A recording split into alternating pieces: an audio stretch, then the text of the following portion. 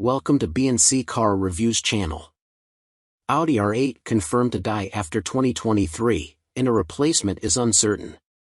Audi has confirmed that 2023 will be the last model year for the R8 supercar. The GT model will serve as a send-off for the V10 powered coupe and convertible. Rumors suggest that an electric replacement may arrive at some point, but the timeline is not clear. The Audi R8 supercar will soon reach the end of the line. Audi recently confirmed to C/D during a drive of the new GT model. The 2023 model year will be the last for the R8 in the US, and this new trim joins the lineup to serve as a send-off for the mid-engine coupe and convertible as they sunset. The 2023 R8 is currently offered in 562 horsepower RWD form and 602 horsepower Quattro form, plus the GT, which is a 602 horsepower RWD model with other modifications.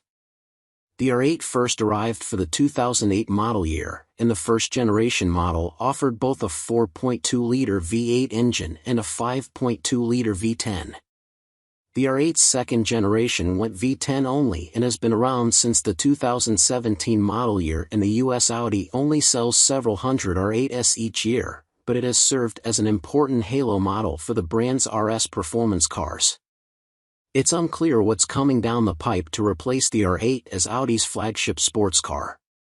Rumors suggest that an electric supercar called the R-Next is in the works, but these plans are uncertain, and an Audi spokesperson denied these rumors to C/D. Even if it did materialize, such a vehicle likely wouldn't arrive until 2029 at the earliest.